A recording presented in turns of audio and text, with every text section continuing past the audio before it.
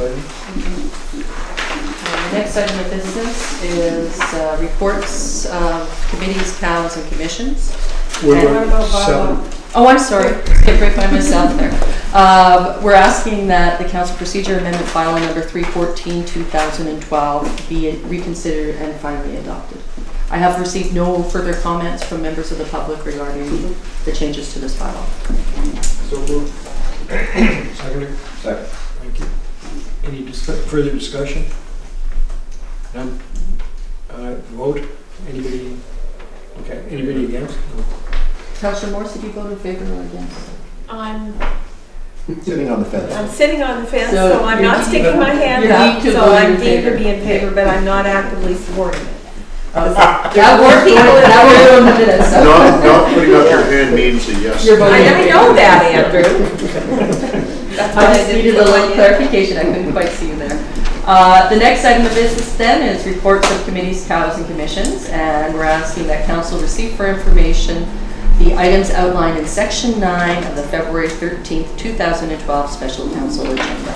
And these are minutes from Bowen Community Centre Action Committee, Ferry Advisory Committee, 2 sets, and the Blue Water Park Water System Local Advisory Committee. And there are no recommendations coming forward for Council's consideration from these minutes. Can I just make a couple of comments about ferry things? The Coastal Ferry Act review was released. Who knows, we'll find out maybe tomorrow or in the budget speech what the minister might be doing with it. I'm going to represent Bowen with the other ferry advisory committees to a meeting with the minister on the 29th, so I might know more. The ferry committees received information, and I think pretty well it all got captured in the undercurrent, that BC Ferries has decided to postpone the LNG project until the regularly scheduled refit for the Capilano. Switching to LNG was a major item in the Ferry Commissioner's report on the Act to encourage cost savings and that sort of thing. And then the other issue is the Ferry Committee would like to be involved in future discussions about snug code and ferry marshalling, and it is in their terms of reference and mandate.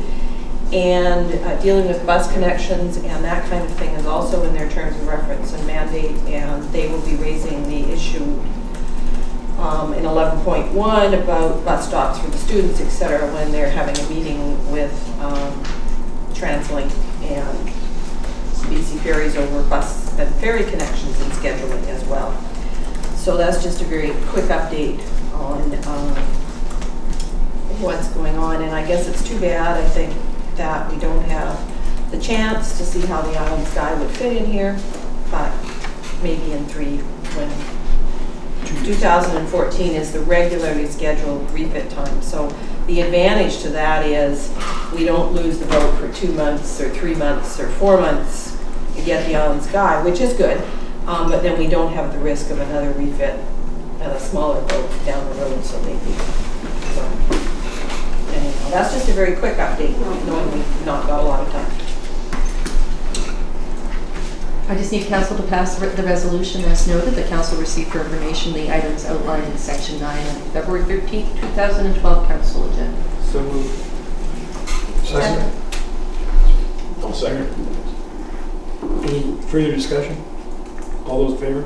Oh, did you want to say something? No. Just move it along. I didn't know that you were doing good.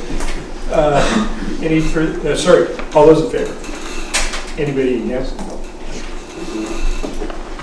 Our next item is business arising for minutes, and Mayor Adelar regarding a number of items. I'm actually just going to waive this portion because we're running out of time here to do things.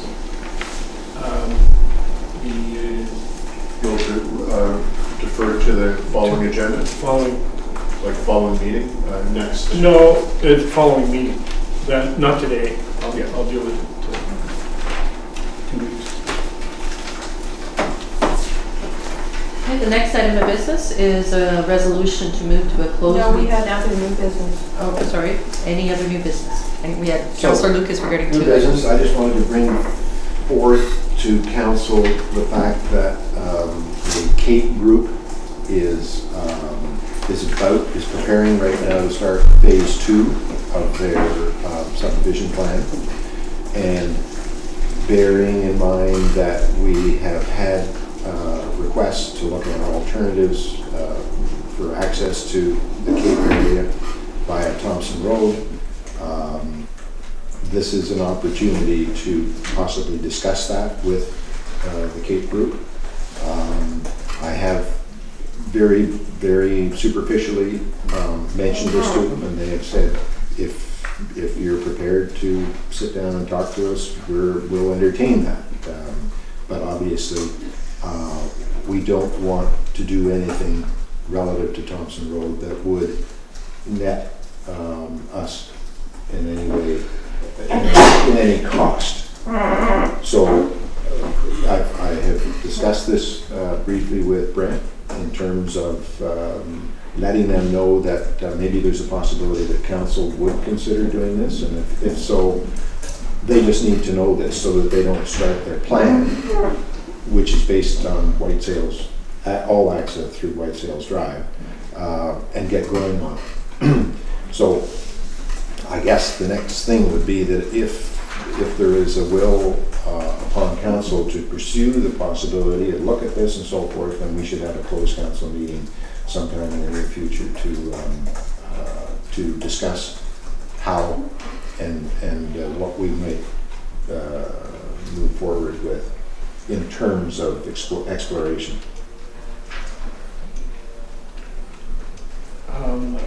Well, and just to follow up on Councilor Lucas's comment, was we discussed it at a staff level, and also that we would support that notion of a discussion just to explore different ideas, what would be involved, and Mr. Stelling had some thoughts as well that needed to be shared, and In a closed meeting. I think it becomes closed because it's to do with land.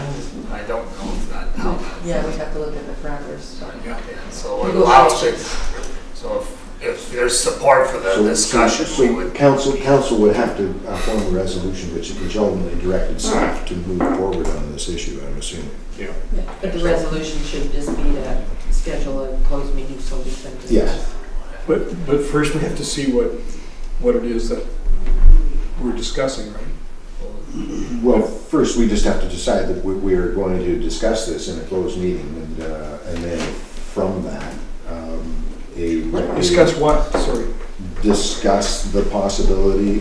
We discuss basically exploring the possibility of an alternate access to Cape Project Curtis via Thompson Road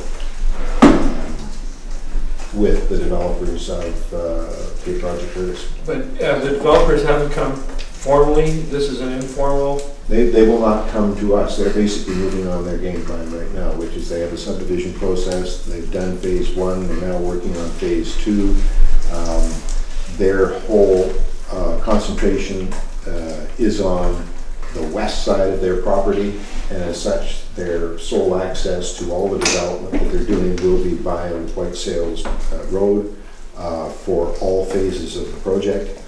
And if we want to look at the possibility of an alternate access to Cape Project Curtis, which would be via Thompson Road, which is something that is being pushed and was recommended by our fire department, which is something that has been requested by the residents of White Sails Drive, etc., then we need to express this interest to the Cape group so that they don't start the process that they're on right now, which will then not leave any opening to come back to visit this.